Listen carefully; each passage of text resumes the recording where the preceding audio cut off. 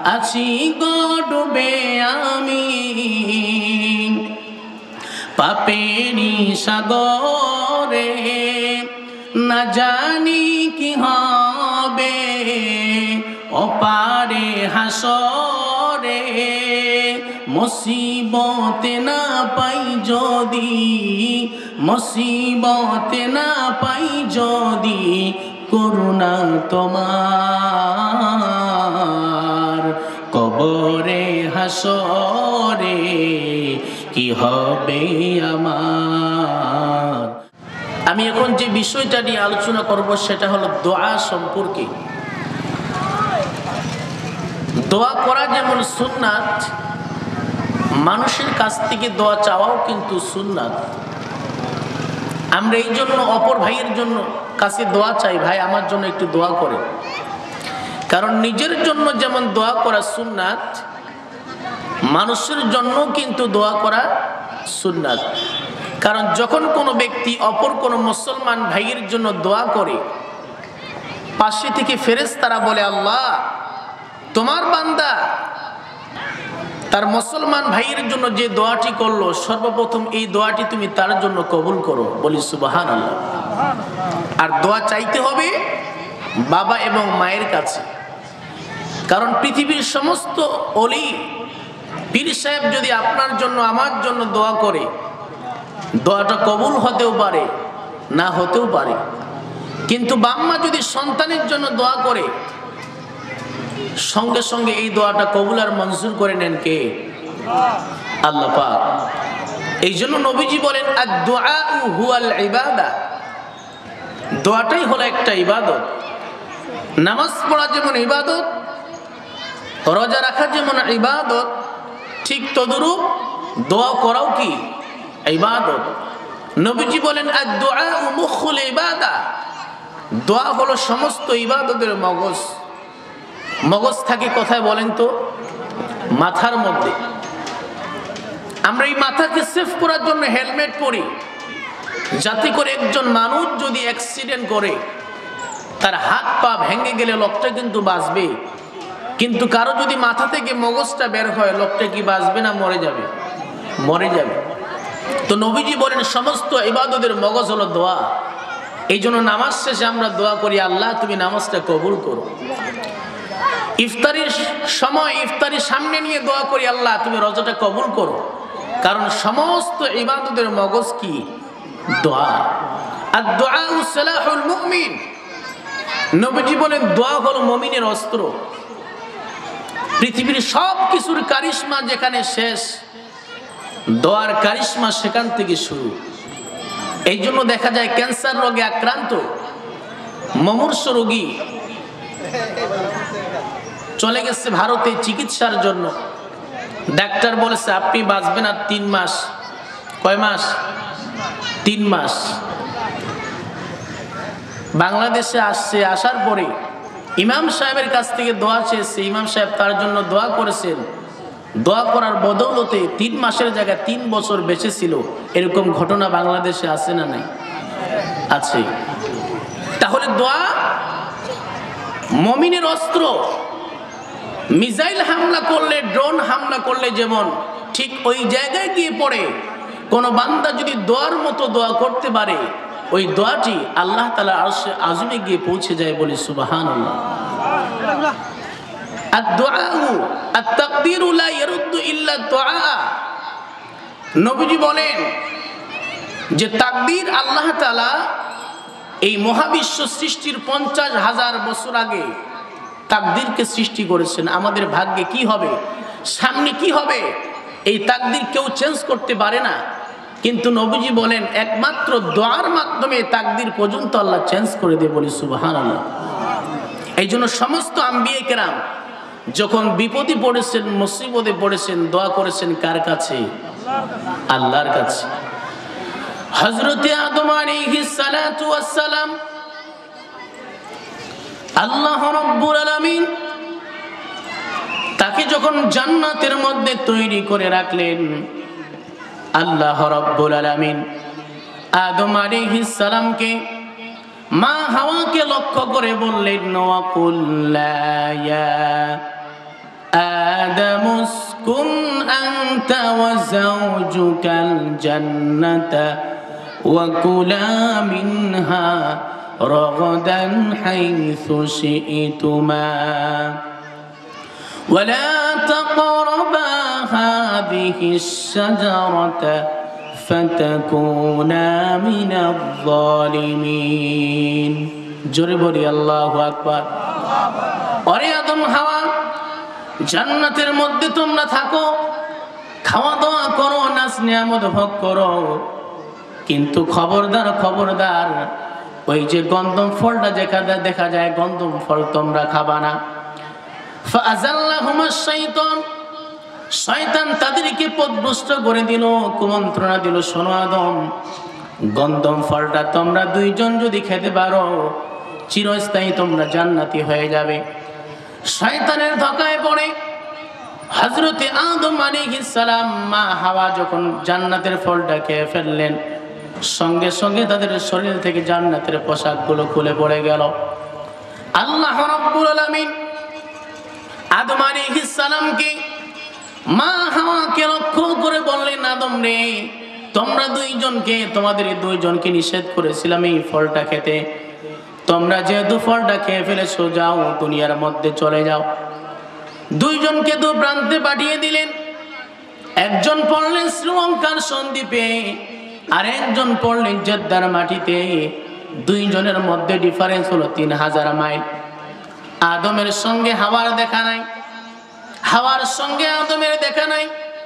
দুইজন কাঁদতে কাঁদতে চোখের কণাগুলো পর্যন্ত ঘা হয়ে গেল। হযরতে আদম আলাইহিস সালাম 300 বছর পরে যে দোয়াটির মাধ্যমে আল্লাহ পাক তাকে মাফ করে দিয়েছেন, সেই দোয়াটি আমরা নামাজের পরে দোয়ার মধ্যে আমরা পড়ি। সকলে আমার সঙ্গে পড়েন, রব্বানা যালামনা আনফুসানা ওয়া ইল্লাম তাগফির লানা ওয়া তারহামনা লানাকুনান্না মিনাল খাসিরিন। আল্লাহ তাআলা, নিজের নফসের উপর জুলুম করেছি, তুমি যদি মাফ না করে দাও আমরা তো ক্ষতিগ্রস্ত হয়ে যাব, ধ্বংস হয়ে যাব। তিনি যখন আল্লাহর কাছে দোয়া করলেন, আল্লাহ পাক সঙ্গে সঙ্গে তার দোয়াটা কবুল আর মঞ্জুর করে নিলেন। বলে সুবহানাল্লাহ। তাহলে আদম নবী দোয়া করেছেন কার কাছে বলেন? আল্লাহর কাছে। হযরত ইব্রাহিম আলাইহিস সালাতু ওয়াস সালাম, নমরুদ যখন তাকে আগুনের মধ্যে নিক্ষেপ করবে, জিবরাইল আলাইহিস সালাতু ওয়াস সালাম এসে বলছেন, হুজুর আপনি শুধু আমাকে অর্ডার করুন, হুকুম করুন, মহাসমুদ্রের সমস্ত পানি এনে নমরুদের আগুনকে আমি নিভিয়ে দেব। ইব্রাহিম আলাইহিস সালাতু ওয়াস সালাম বললেন, জিবরাইল তোমার সাহায্য আমার দরকার নাই, যিনি আমাকে সাহায্য করবেন তিনি হচ্ছেন কে? আল্লাহ রাব্বুল আলামিন ইব্রাহিম আলাইহিস সালাতু ওয়াস সালামের কথাকে এত পছন্দ করলেন, নমরুদ যখন ইব্রাহিম পয়গম্বরকে আগুনের মধ্যে নিক্ষেপ করলো, আল্লাহ পাক আগুনকে লক্ষ্য করে বললেন, কুল্লা ইয়া নারু কুনি বারদাও ওয়া সালামান আলা ইব্রাহিম। হে আগুন, তুমি আমার ইব্রাহিমের জন্য শীতল হয়ে যাও। বলার সঙ্গে সঙ্গে ওই আগুন ইব্রাহিম পয়গম্বরের জন্য জান্নাতের বাগান হয়ে গেল। বলে সুবহানাল্লাহ। নমরুদ চিন্তা করলো, দেখি তো ইব্রাহিমকে তো আগুনের মধ্যে নিক্ষেপ করলাম, মনে হয় জ্বলে পুড়ে সারকার হয়ে গিয়েছে। ছাদের উপরে গিয়ে দেখে, সেখান থেকে দেখে ইব্রাহিম পয়গম্বর তো পড়ে নাই, বরঞ্চ ওই আগুনের মধ্যে জান্নাতের ফল খাইতেছে। বলি সুবহানাল্লাহ। নমরুদ এবার আগুনকে লক্ষ্য করে বলছে, আগুন ইব্রাহিমকে পোড়ার কি তোর কি কোনো ক্ষমতা নাই? আল্লাহ রাব্বুল আলামিন আগুনের জবানকে খুলে দিলেন। আগুন বলতেছে, হ্যাঁ নমরুদ, আমার পোড়ানোর ক্ষমতা আছে কিনা তুই একবার আমার ভিতরে এসে দেখ। তোকে সুদ্ধা পৃথিবীর সব কিছু আমি জ্বালিয়ে পুড়িয়ে সারকার করতে পারি, কিন্তু নবী ইব্রাহিমের একটা পশমও আমি পড়তে পারবো না। বলে সুবহানাল্লাহ। এই জন্য আমার ভাইয়েরা, কোন বান্দা যদি আল্লাহকে সঠিকভাবে ডাকতে পারে, সমুদ্রের গভীর থেকেও যদি, সমুদ্রের নিচ থেকেও যদি আল্লাহকে ডাক দেয়, ইউনুস আলাইহিস সালাতু ওয়াস সালামের মতো ওই বান্দাকে আল্লাহ রক্ষা করতে পারেন। জোরে কোন ঠিক কিনা? তোমাকে ডাকি যদি একবার আল্লাহ, আমাকে কাছে টানো বারবার। তোমাকে ডাকি যদি একবার আল্লাহ, আমাকে কাছে টানো বারবার। যদি পথ ভুলে যাই আমাকে দিও ঠাই, যদি পথ ভুলে যাই আমাকে দিও ঠাই, দিও দিশা এইটুকু আবদার আল্লাহ, আমাকে কাছে টানো বারবার। তোমাকে ডাকি যদি একবার আল্লাহ, আমাকে কাছে টানো বারবার। ডাকতে হবে কাকে বলেন? আল্লাহকে ডাকতে হবে। সমস্ত আম্বিয়া কেরাম যখন বিপদে পড়েছেন আল্লাহর কাছ থেকে সাহায্য চেয়েছেন। এমনকি জাকারিয়া আলাইহিস সালাতু ওয়াস সালাম সন্তান হয় না, সন্তান কার কাছ থেকে চেয়েছেন বলেন? আল্লাহ রাব্বুল আলামিন জাকারিয়া আলাইহিস সালাম সম্পর্কে কোরআনে কারীমের মধ্যে বলছেন, হযরত জাকারিয়া আলাইহিস সালাম আল্লাহর কাছে কেমনে সন্তান চেয়েছেন। তিনি আল্লাহকে বলেছিলেন, রব্বি লা তাযারুনি ফারদান ওয়া আনতা খায়রুল ওয়ারিসিন। হে আমার রব, আমার প্রতিপালক, আপনি আমাকে নিঃসন্তান রাখিয়েন না, আপনি আমাকে সন্তান দান করেন। আল্লাহ পাক তাকে সন্তান দান করলেন। ওয়া ওয়াহাবনা লাহু ইয়াহইয়া। আল্লাহ পাক বললেন, আমি জাকারিয়াকে ইয়াহইয়া নামক সন্তান দান করেছিলাম। তাহলে সন্তান যদি না হয় চাইতে হবে কার কাছে বলেন? আমাদের সমাজের মধ্যে বহু ভাই আছে, বহু বোন আছে, সন্তান হয় না, মাজারে গিয়ে সন্তান চায়, আছে না নাই বলেন? বলে বাবা একটা সন্তান দাও। সন্তান দেওয়ার মালিক কি? খাজা বাবা না আল্লাহ? বলেন জোরে বলেন কে? খাজা বাবার কাছে সন্তান চাই, বলে বাবা একটা সন্তান দাও। যেই খাজা বাবা 7 মাস ধরে গোসল করে না, কুত্তা পচা গন্ধ বের হয়, ওর ধোয়া নাকি পানি খেলে পেটের মধ্যে সন্তান আসে। জোরে কোন নাউজুবিল্লাহ। কিরকম মা বোন আছে না নাই? জোরে কোন আছে না নাই? আবার এই সমস্ত ভণ্ড পীরদের কিছু মুরিদ আছে, বলে পানির তলে মোমবাতি জ্বলে, বাউ বাতাসে নিবে না, বাবা তোমার নামের টানলে গাজা, নামাজ রোজা লাগে না। জোরে কোন নাউজুবিল্লাহ। আবার কি বলে? বলে কিরমান কাতিবিন রোজা হাসরের দিন, কিরমান কাতিবিন রোজা হাসরের দিন, আল্লাহর দরবারে যদি করে অভিযোগ, হায় হায় মাওলার দরবারে যদি করে অভিযোগ, আমরা বলবো দুনিয়া ছিলাম হেলাল বাবার লোক, আমরা বলবো দুনিয়া ছিলাম ল্যাংটা বাবার লোক। জোরে কোন নাউজুবিল্লাহ। ল্যাংটা বাবার লোক যদি বলে, ওর পিটুনি ফেরেশতারা কি কম দিবে না বেশি দিবে বলে? আবার এমনও কথা বলে যে কথা বললে ঈমান চলে যাবে। কি বলে? বলে তুমি আমার খাজা বাবা, তুমি আমার সব, তুমি আমার খাজা বাবা, তুমি আমার সব, তোমার পায়ের নিচে হলো আরশ কুরসি সব। নাউজুবিল্লাহ। কোন খাজা বাবা তোমার পাশে থাকলে মনে হয় কাবা শরীফ আছে পাশে, তুমি আমার খাজা বাবা, তুমি আমার সব, তোমার পায়ের নিচে হলো আরশ কুরসি সব। জোরে জোরে কোন নাউজুবিল্লাহ।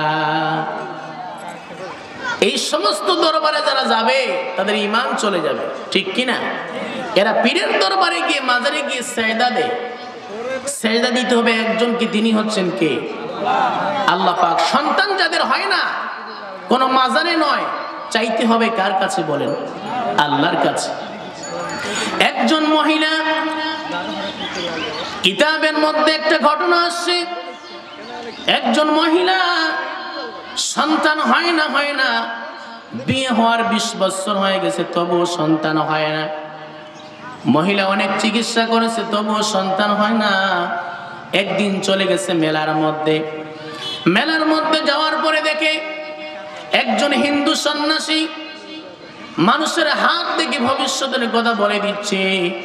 মহিলা গিয়ে বলতেছে, হিন্দু সন্ন্যাসী সাহেব, আমার তো বিয়ে হওয়ার 20 বছর হয়ে গিয়েছে, অনেক চিকিৎসা করেছি, তবু আমার সন্তান হয় না, কি করলে আমার সন্তান হবে? হিন্দু সন্ন্যাসী বলে, তুমি তো মুসলমানের সন্তান, তোমাকে একটা পদ্ধতি অবলম্বন করতে হবে। যদি তুমি একটা পদ্ধতি অবলম্বন করতে পারো, তোমার পেটের মধ্যে সন্তান আসবে। মহিলা বলে, হিন্দু সন্ন্যাসী সাহেব, আপনি আমাকে যা বলবেন আমি আপনার সমস্ত কথাগুলো মানবো, আপনি আমাকে বলেন কি করলে আমার সন্তান হবে। হিন্দু সন্ন্যাসী বলে, তুমি তো মুসলমানের সন্তান, তুমি যদি তোমাদের যে কিতাব আছে কোরআনে কারিম, এই কোরআনে কারিমের উপর বসে গোসল করতে পারলে তোমার পেটে সন্তান আসবে। জোরে কর নাউজুবিল্লাহ। মহিলা চলে গেছে বাড়িতে।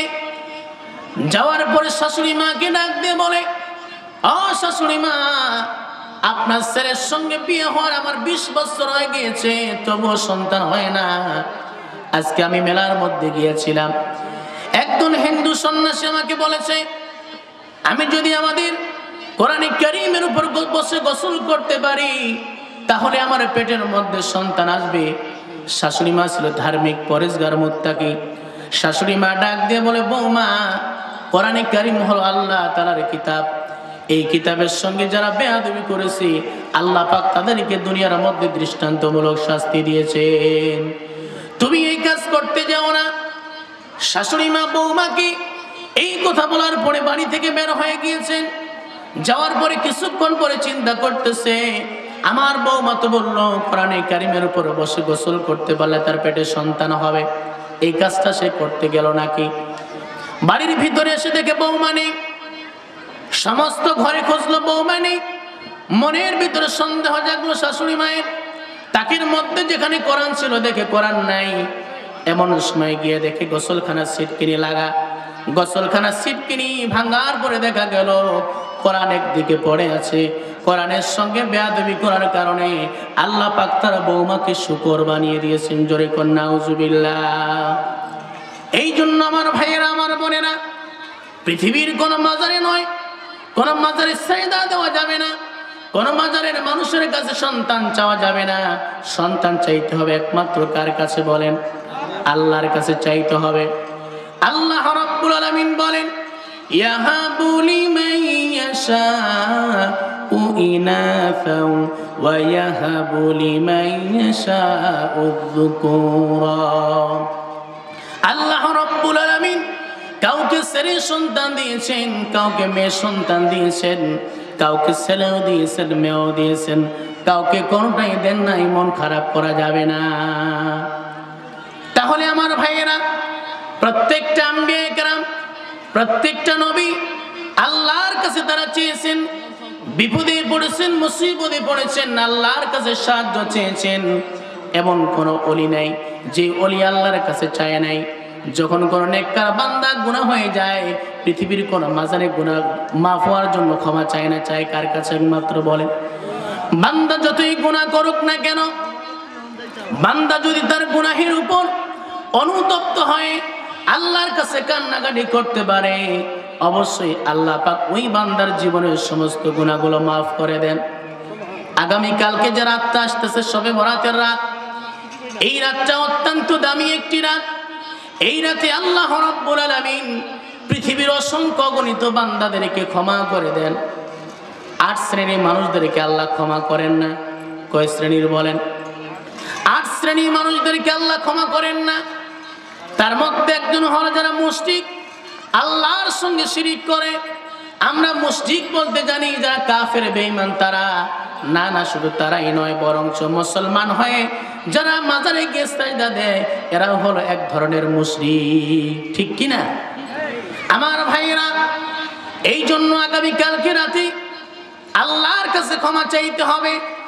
বান্দা যতই গুনাহ করুক না কেন, আল্লাহ বলে বান্দারে তোমার গুনাহ যদি হয় খালের পানির সমান, আমি আল্লাহর দয়া হলো সাগরের পানির সমান।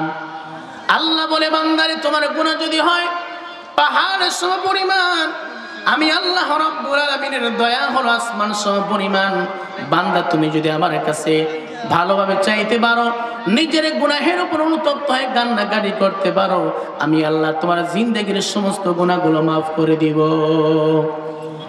মুসলিম শরীফের হাদিস, বিশ্বনবী বলেন বনি ইসরাইলের মধ্যে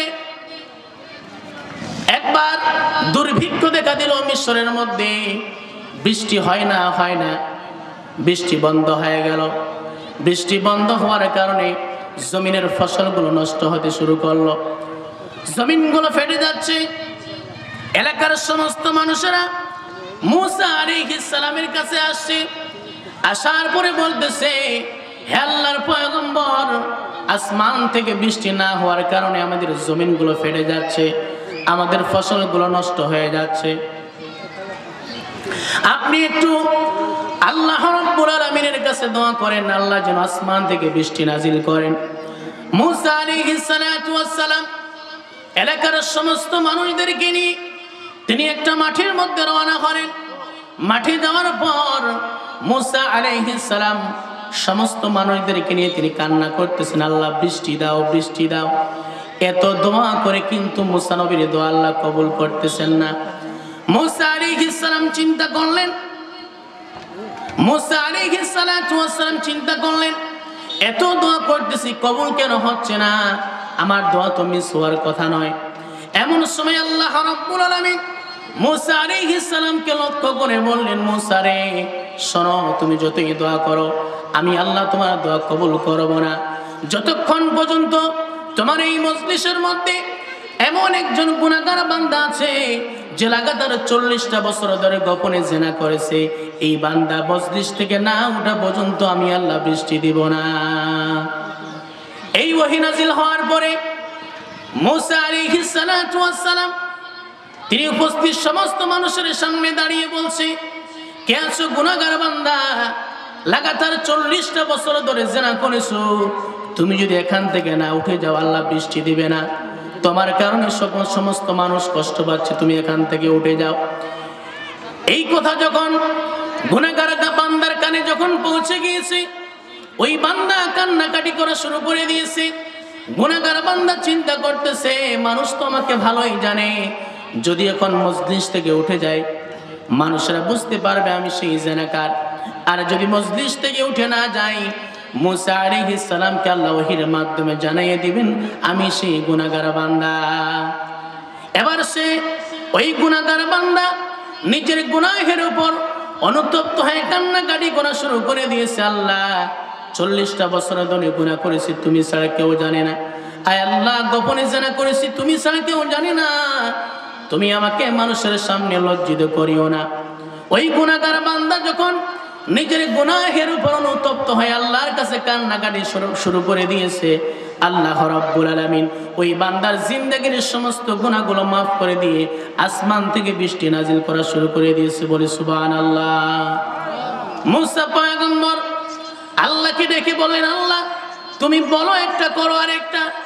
তুমি বললে গুনাহগার বান্দা যতক্ষণ পর্যন্ত মজলিস থেকে না উঠে যাবে তুমি বৃষ্টি দিবে না। আয় আল্লাহ, কোন বান্দা তো মজলিস থেকে উঠে যায়নি, তুমি কেন বৃষ্টি দিলা? আল্লাহ রাব্বুল আলামিন মূসা পয়গম্বরকে ডাক দিয়ে বলেন, পয়গম্বর, যেই বান্দার কারণে আমি বৃষ্টি বন্ধ করে রেখেছিলাম সেই বান্দার কারণে আমি আবার বৃষ্টি দিলাম। কারণ হলো আমার ওই গুনাহগার বান্দা লাগাতার 40টা বছর ধরে জিনা করেছে, কিন্তু এই মজলিসের মধ্যে নিজের গুনাহের উপর অনুতপ্ত হয়ে যখন কান্নাকাটি শুরু করেছে, আমার কাছে তওবা করেছে, আমি আল্লাহ রাব্বুল আলামিন ওই বান্দার জীবনের সমস্ত গুনাহগুলো মাফ করে দিই, তোমাদের জন্য আসমান থেকে বৃষ্টি নাজিল করেছি। বলে সুবহানাল্লাহ। আছি গো ডুবে আমি পাপেরি সাগরে, না জানি কি হবে ওপারে হাসরে, মুসিবতে না পাই যদি, মুসিবতে না পাই যদি করুণা তোমার। কবরে হাসরে কি হবে আমার, কবরে হাসরে কি হবে আমার। আছি গর্বে আমি পাপেরি সাগরে, না জানি কি হবে কবরে হাসরে। মুসিবতে না পাই যদি করুণা তোমার। কবরে হাসরে কি হবে আমার, কবরে হাসরে কি হবে আমার। আমরা যতই গুনাহ করি না কেন, আগামীকালকের রাত অত্যন্ত দামি একটি রাত। এই রাতে যদি নিজের গুনাহের উপর অনুতপ্ত হয়ে আল্লাহর কাছে কান্নাকাটি করতে পারি, অবশ্যই আল্লাহ আমাদেরকে মাফ করে দিবে, ঠিক কিনা? মুসা আলাইহিস সালাম তিনি একদিন আল্লাহকে প্রশ্ন করলেন, আল্লাহ আমি একটু দেখতে চাই আমার উম্মতের মধ্যে সবথেকে নিকৃষ্ট বান্দা কে। আল্লাহ বলেন, মুসা তুমি অমুক রাস্তায় সকালবেলা দাঁড়িয়ে থাকবা, তোমার সামনে দিয়ে যে ব্যক্তি যাবে ওই ব্যক্তি তোমার উম্মতের মধ্যে সবথেকে নিকৃষ্ট ব্যক্তি। মুসা আলাইহিস সালাতু ওয়াস সালাম আল্লাহ তাআলার কথা মতো ওই রাস্তায় সকালবেলা দাঁড়িয়ে থাকলেন। তার সামনে দিয়ে একজন ব্যক্তি গেল। মুসা পয়গম্বর বুঝতে পারলেন এই ব্যক্তি আমার উম্মতের মধ্যে সবথেকে নিকৃষ্ট ব্যক্তি। মুসা পয়গম্বর আল্লাহ রাব্বুল আলামিনকে আবার প্রশ্ন করলেন, আল্লাহ আমার উম্মতের মধ্যে নিকৃষ্ট ব্যক্তিকে তো আমি দেখতে পেলাম, এবার দেখতে চাই আমার উম্মতের মধ্যে সবথেকে ভালো ব্যক্তিটাকে। আল্লাহ রাব্বুল আলামিন মুসা পয়গম্বরকে ডেকে বললেন, পয়গম্বর সকালবেলা যে রাস্তায় তুমি দাঁড়িয়েছিলে, বিকেল বেলা ওই রাস্তায় তুমি দাঁড়িয়ে থাকবা, তোমার সামনে দিয়ে যে ব্যক্তি যাবে ওই ব্যক্তি তোমার উম্মতের মধ্যে সর্বশ্রেষ্ঠ ব্যক্তি। মুসা আলাইহিস সালাতু ওয়াস সালাম তিনি সকালবেলার মতো বিকেল বেলা ওই রাস্তা আবার দাঁড়িয়ে থাকলেন। তার সামনে দিয়ে সকালবেলা যে নিকৃষ্ট বান্দা গিয়েছিল, বিকেল বেলা একই বান্দা সামনে দিয়ে চলে গেল। মুসা পয়গম্বর আল্লাহকে বলেন, আল্লাহ তুমি কি আমার সঙ্গে ইয়ার্কি করতেছো নাকি ঠাট্টা করতেছো? সকালবেলা যে ব্যক্তি নিকৃষ্ট ব্যক্তি আমার সামনে দিয়ে গিয়েছিল, বিকেল বেলা একই ব্যক্তি আমার সামনে দিয়ে গেল, এই ব্যক্তি আবার শ্রেষ্ঠ ব্যক্তি কেমনে হয়? আল্লাহ রাব্বুল আলামিন মুসা পয়গম্বরকে ডাক দিয়ে বললেন, পয়গম্বর সকালবেলা আমার ওই বান্দা নিকৃষ্ট বান্দা ছিল, কিন্তু বিকেল বেলা ওই বান্দাকে তোমার উম্মতের মধ্যে সর্বশ্রেষ্ঠ বানিয়ে দিয়েছি। তার কারণ হলো তার একটা ছোট্ট সন্তান রয়েছে। তার সন্তানকে নিয়ে যখন পাহাড়ি এলাকায় গিয়েছে, তার ছোট্ট বাচ্চারা তাকে প্রশ্ন করেছে, বাবা এত বড় পাহাড়, পাহাড়ের থেকে বড় জিনিস আছে নাকি? তখন আমার বান্দা তার সন্তানকে জবাব দিয়েছে, উত্তর দিয়েছে, আমার সন্তান এত বড় পাহাড়, পাহাড়ের থেকে বড় জিনিস হলো আসমান। তার ছোট্ট বাচ্চাটা আবার প্রশ্ন করলো, বাবা পাহাড়ের থেকে বড় জিনিস হলো আসমান, আসমানের থেকে বড় জিনিস আছে নাকি? আমার বান্দা তার সন্তানটাকে জবাব দিয়েছে, বাবা শোনো, পাহাড়ের থেকে বড় হলো আসমান, আসমানের থেকে বড় হলো আল্লাহ তাআলার দয়া। ও মুসা, আমার ওই নিকৃষ্ট বান্দা যখন তার সন্তানকে জবাব দিয়েছে পাহাড়ের থেকে বড় জিনিস হলো আসমান, আসমানের থেকে বড় জিনিস হলো আমার দয়া, আমার দয়ার কথা যখন বলেছে, আমি আল্লাহ রাব্বুল আলামিন আমার ওই নিকৃষ্ট বান্দাকে তার জীবনের সমস্ত গুনাহগুলো মাফ করে দিয়ে বিকেল বেলা তাকে তোমার উম্মতের মধ্যে সর্বশ্রেষ্ঠ বানিয়ে দিয়েছি। বলি সুবহানাল্লাহ। আমার ভাইরা, এই জন্য আল্লাহর দয়া অনেক বেশি। আল্লাহ তাআলা তার রহমটাকে 100 টুকরা করেছেন। কত টুকরা? 100 টুকরা, 99 টুকরা তার কাছে রেখে দিয়েছেন। এক টুকরা আল্লাহ তাআলা সমস্ত মাখলুকাতের ভিতরে বন্টন করে দিয়েছেন। এর মধ্যে আমরাও পেয়েছি, বাবা পেয়েছে, মা পেয়েছে। এই জন্য দেখেন, এক টুকরা পাওয়ার কারণে একজন বাবা মা সন্তানকে নিজের জীবনের চাইতে বেশি ভালোবাসে। আপনার বাবা, আপনার মা, আমাদের বাবা মা আমাদেরকে যত বেশি ভালোবাসে তার থেকে কোটি গুণ আমাদেরকে ভালোবাসেন কে? আল্লাহ পাক। আমার ভাইরা, নবীর জামানায় একবার হযরত ওমর রাদিয়াল্লাহু তাআলা আনহু নবীজির পিছনে ফজরের নামাজ আদায় করলেন। হযরত ওমর রাদিয়াল্লাহু তাআলা আনহু নবীর পিছনে ফজরের নামাজ আদায় করার পর বাড়িতে চলে আসলেন। আসার পরে তিনি নাস্তা করলেন। নাস্তা শেষ করে চিন্তা করলেন, নবীর কাছে একটা মাসআলা জিজ্ঞেস করব। নবীর কাছে মাসআলা জিজ্ঞেস করার জন্য নবীর বাড়ির দিকে তিনি সকালবেলা রওনা হলেন। রাস্তা দিয়ে যাইতেছেন, পথিমধ্যে দেখেন চৌরাস্তার মোড়ে একজন যুবক সেজদার মধ্যে পড়ে কান্না করতেছে, চিৎকার করে কান্না করতেছে। হযরত ওমর ওই যুবকের কান্না দেখে তার চোখে পানি চলে আসছে। ওমর তো সাধারণ কোনো মানুষ না, যে ওমর সম্পর্কে আল্লাহ রাসূল বলেন আসাদু আমরিল্লাহি ওমর, আমার সাহাবীদের মধ্যে সবথেকে কঠোর দিলওয়ালা সাহাবী হচ্ছে ওমর। সে ওমর পর্যন্ত যুবকের কান্না দেখে তার চোখে পানি চলে আসে। হযরত ওমর রাদিয়াল্লাহু তাআলা আনহু যুবকটার কান্না দেখে বলে, যুবক তুমি কেন কান্না করতেছো? তোমার কি হয়েছে আমাকে বলো। যুবকটা ডাক দিয়ে বলে, ভাই ওমর, এই মুহূর্তে আমার মতো গুনাহগার বান্দা পৃথিবীতে আর দ্বিতীয়টা নাই। হযরত ওমর বললেন, যুবক তুমি কি গুনাহ করেছো আমাকে বলো। যুবকটা ডাক দিয়ে বলে, ভাই ওমর, তোমাকে বলে তো আমার লাভ হবে না, যার কাছে বললে আমার সমাধান হবে সে নবীর কাছে তুমি কি আমাকে নিয়ে যেতে পারবে নাকি? হযরত ওমর রাদিয়াল্লাহু তাআলা আনহু বলছেন, ঠিক আছে তুমি আমার সঙ্গে চলো নবীর দরবারে। ওমর রাদিয়াল্লাহু তাআলা আনহু যুবকটাকে নিয়ে নবীর দরবারে যখন চলে গেলেন, ওই যুবক নবীর দরবারে যাওয়ার পরে কান্না করতেছে। আল্লাহর পয়গম্বর বিশ্ব নবী যুবকটাকে দেখে বলে, যুবক তোমার কি হয়েছে, তুমি কেন কান্না করতেছো? যুবকটা ডাক দিয়ে বলে, পয়গম্বর এই মুহূর্তে পৃথিবীর সব থেকে গুনাহগার বান্দা আমি, আমার মতো গুনাহগার বান্দা আর কেউ নেই। রাসূল বলছেন, যুবক তুমি কি গুনাহ করেছো? তোমার গুনাহ যতই বড় হোক না কেন, তোমার গুনাহের থেকে আল্লাহর দয়া আরো বেশি বড়। যুবকটা ডাক দিয়ে বলে, পয়গম্বর আল্লাহর দয়ার চাইতে আমার গুনাহ আরো বড়। নবীজি বলছেন, যুবক কি বলো তুমি? হাল আশরাকতা, তুমি কি আল্লাহর সঙ্গে কাউকে শিরিক করেছো নাকি? যুবকটা ডাক দিয়ে বলে, না হুজুর, আমি আল্লাহর সঙ্গে কাউকে শিরিক করে নাই। নবীজি বলছেন, যুবক তাহলে হাল কতালতা নাফসান, তুমি কি কাউকে হত্যা করেছো নাকি?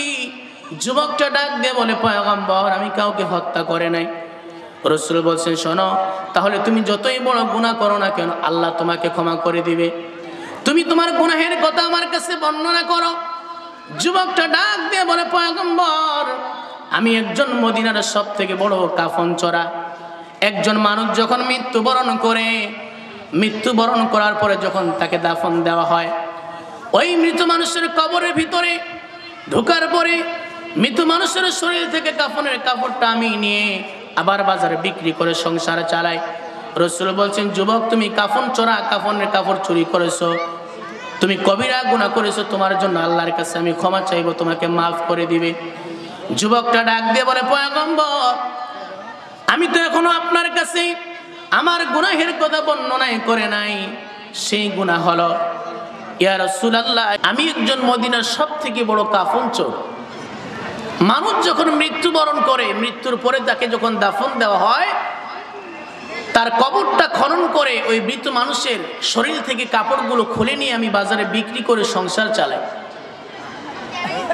রাসূল বলছেন, তুমি যে এই কাফন চুরি করেছো, তুমি কবিরা গুনাহ করেছো, আল্লাহ তোমাকে মাফ করে দিবে, আমি তোমার জন্য ক্ষমা চাইব। যুবকটা ডাক দিয়ে বলে, পয়গম্বর আমি তো এখনো আপনাকে গুনাহের কথা বর্ণনাই করে নাই। আমি মদিনার সব থেকে বড় কাফন চোর ঠিক, কয়েকদিন আগে মদিনার সব থেকে একজন সুন্দরী নারী, কোরআনের হাফেজা, যেই মেয়েকে বিয়ের জন্য হাজার হাজার যুবক প্রস্তাব দিয়েছে, কেউ থেকে বিয়ে করতে পারে নাই। যেই মহিলাটা ছিল পর্দাশীল, এক নজরে কেউ দেখতে পারে নাই। এই মেয়েটার যখন মৃত্যু হয়ে গেল, মৃত্যু হয়ে যাওয়ার পরে তার পরিবারের মানুষেরা তাকে যখন কবরস্থানে দাফন দিয়ে আসলো, আমি প্রতিদিনের মতো রাত যখন গভীর হয়ে গেল, আমি কবরস্থানে যাওয়ার পর ওই মেয়ের কবরটা যখন খনন করলাম, কবরের ভিতরে ঢোকার পরে মহিলার শরীর থেকে 5টা কাপড় খুলে নিলাম। আমি চলে আসব, এমন সময় কে যেন আমাকে বলতেছে, যুবক, তোমার মতো দুর্ভাগা হতভাগা কেউ নাই। তুমি যেই মেয়েটার শরীর থেকে কাপড় খুলে নিলে, এই মহিলা মদিনার সব থেকে সুন্দরী নারী ছিল। যে মহিলাকে পাওয়ার জন্য হাজার হাজার যুবক চেষ্টা করেছে, অপেক্ষা করেছে, কেউ তাকে পায় নাই, এক নজরও দেখতে পারে নাই। তুমি যদি এখন তার সঙ্গে জেনার মধ্যে লিপ্ত হয়ে যাও, মেয়েটা তোমাকে বাধা দিতে পারবে না, তার পরিবারের মানুষরা তোমাকে বাধা দিতে পারবে না। যুবকটা ডাক দিয়ে বলে, পয়গম্বর, আমি তখন কবরের ভিতরে ঢোকার পরে মেয়েটার সঙ্গে জেনার মধ্যে লিপ্ত হয়ে গেলাম। আমি যখন কবর থেকে উঠে আসব, এমন সময় মেয়েটার জবান খুলে গেছে। মেয়েটা বলতেছে, যুবক, সামান্য কয়েক মিনিট শান্তির জন্য তুমি আমাকে নাপাক করে দিলে। আজ পর্যন্ত কোনো পরপুরুষ আমাকে স্পর্শ করতে পারে নাই, একটা নজরও দেখতে পারে নাই। তুমি আমাকে নাপাক করে দিলে, কিন্তু কিয়ামতের দিন আমি আল্লাহর দরবারে তোমার বিরুদ্ধে নালিশ দিব। হুজুর, আমি তখন সঙ্গে সঙ্গে কাফনের কাপড়গুলো সেখানে নিক্ষেপ করে আমি চলে আসলাম। আমি সেজদার মধ্যে পড়ে কান্না করতেছিলাম, হুজুর, আল্লাহ কি আমাকে মাফ করবে নাকি? যুবকটা যখন এই ঘটনাটি রসুলকে বর্ণনা করতেছিলেন, রসুলের চোখ দিয়ে পানি পড়তেছিল। রসুল বলছে, যুবক, তোমার মতো হতভাগা দুনিয়াতে আর কেউ নেই, তুমি এখান থেকে চলে যাও, তোমার কোনো মাফ নাই। কারণ তুমি এক জেনা করেছো, 2 নম্বর কবরের মধ্যে জেনা করেছো, যে কবর দেখলে মানুষের মৃত্যুর কথা স্মরণ পড়ে। 3 নম্বর, তুমি মৃত নারীর সঙ্গে জেনা করেছো, তুমি এখান থেকে চলে যাও, তোমার কোনো মাফ নাই। যুবকটা নবীর দরবার থেকে চলে আসলো। 40 দিন পর্যন্ত নিজের গুনাহের উপর কান্নাকাটি করে অনুতপ্ত হয়ে যখন কান্নাকাটি করলো, 40 দিন পরে জিবরাইল আলাইহিস সালাতু ওয়াস সালাম নবীর দরবারে আসলেন। আসার পরে বললেন, ইয়া রাসূলুল্লাহ, ইয়া হাবিবাল্লাহ, আপনি বলেন তো আসমান জমিন বানিয়েছেন কে? রাসূল বলছে, জিবরাইল, আসমান জমিন তো আল্লাহ বানিয়েছেন। জিবরাইল আলাইহিস সালাতু ওয়াস সালাম বলছেন, ইয়া রাসূলুল্লাহ, এবার বলেন তো মানুষকে কে সৃষ্টি করেছেন? নবীজি বললেন, আল্লাহ সৃষ্টি করেছেন। জিবরাইল আলাইহিস সালাম বলছেন, নবীজি, 40 দিন পূর্বে যেই যুবকটা কবরের মধ্যে মহিলার সঙ্গে জেনা করেছিল, যেই পুরুষটাকে আপনি ফিরিয়ে দিয়েছিলেন, আপনি ক্ষমা করেন নাই। আল্লাহ রাব্বুল আলামিন ওই যুবকটাকে তার জীবনের সমস্ত গুনাহ মাফ করে দিয়ে তাকে নিষ্পাপ বানিয়ে দিয়েছে। বলে সুবহানাল্লাহ। আমার ভাইয়ের, এই জন্য বান্দা যতই গুনাহ করুক না কেন, বান্দা যদি গুনাহের পাহাড় সমপরিমাণ গুনাহ করে ফেলে, বান্দা যদি তওবা করে আল্লাহর দরবারে, আল্লাহ মাফ করবে কি করবে না বলেন? অবশ্যই আল্লাহ রাব্বুল আলামিন ওই বান্দাকে মাফ করবে। এই জন্য আগামীকালকে যে রাত, এই রাতে আমাদেরকে আল্লাহর কাছে বেশি বেশি মাফ চাইতে হবে। এখানে যত মানুষ আমরা আছি, এমন কোনো মানুষ বলতে পারবে না যে আমার দ্বারা গুনাহ হয় নাই, ঠিক কি না? আমরা কি কি গুনাহ করেছি পৃথিবীর কোনো মানুষ না জানলেও আমরা নিজেই কিন্তু জানি।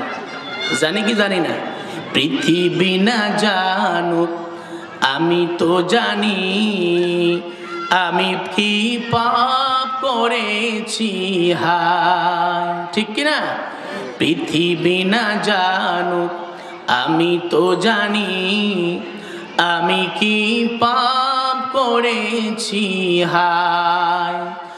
আমার পাপের করলে বিচার, আমার পাপের করলে বিচার, বাঁচার উপায় নাই।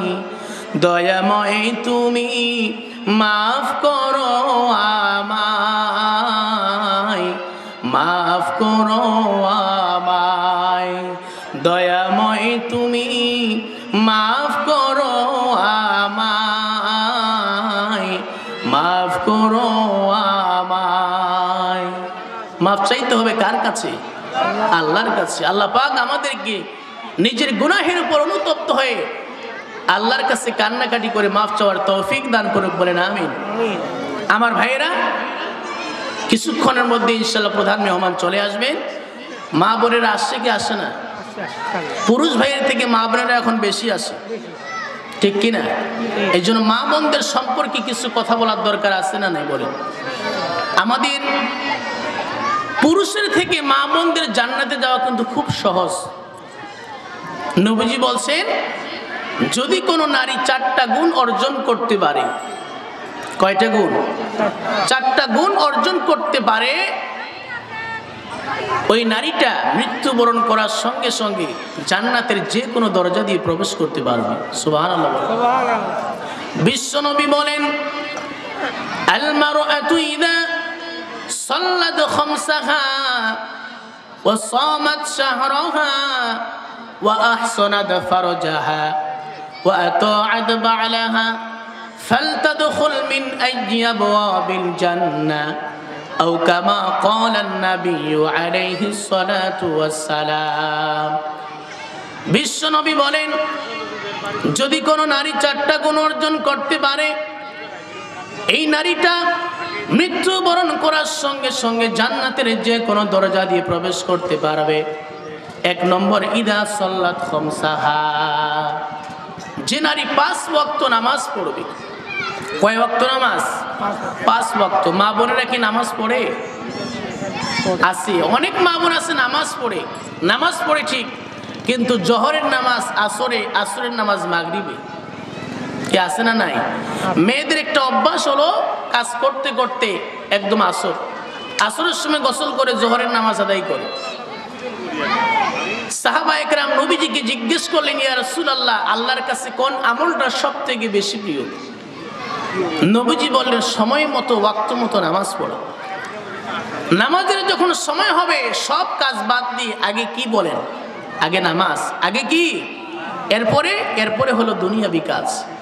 2 নম্বর, যে নারী রমজান মাসে রোজা রাখবে, রোজা রাখার ব্যাপারে মা বোনদেরকে বলতে হবে না কোন মাসে কয়টা রোজা রাখতে হয়, তারা আমাদের থেকে বেশি জানে।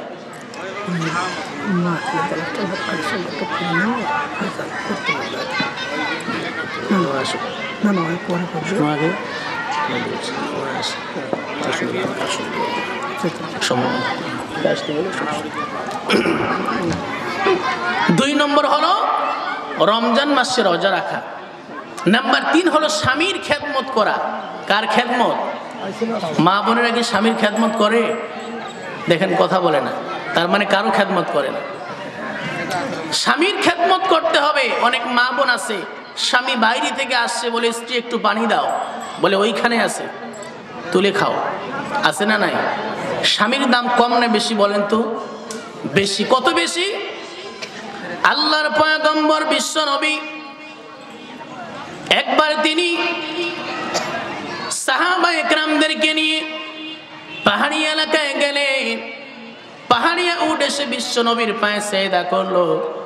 সাহাবায়ে কেরাম বলে, নবীজি, উটদের কত সৌভাগ্য, তারা আপনার পায়ে সেজদা করলো। আপনি যদি আমাদেরকে অনুমতি দেন আমরাও আপনার পায়ে সেজদা করি। রাসূল বললেন, সাহাবীরা, মানুষকে সেজদা দেওয়ার অনুমতি নাই।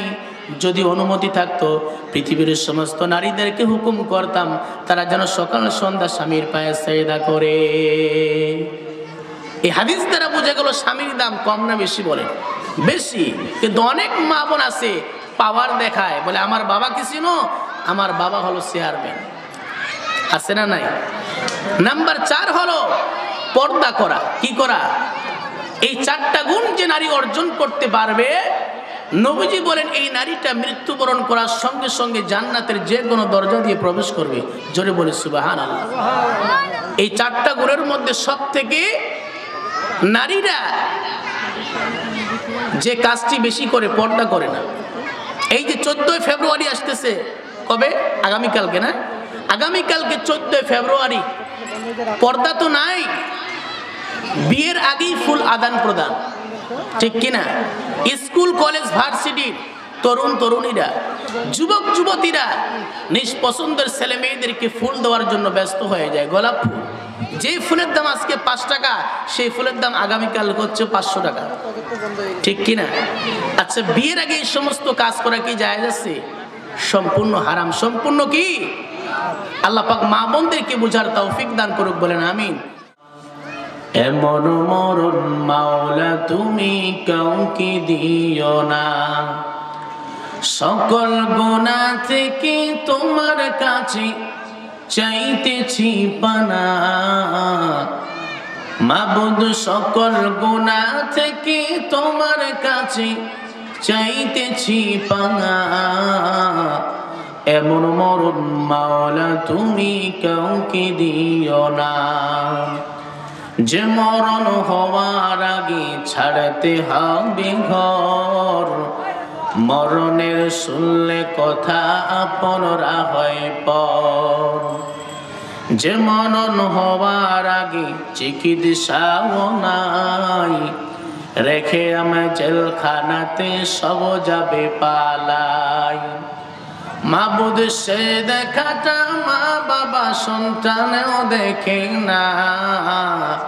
এমন মরণ মাওলা তুমি কাউকে দিও না, এমন মরণ মাওলা তুমি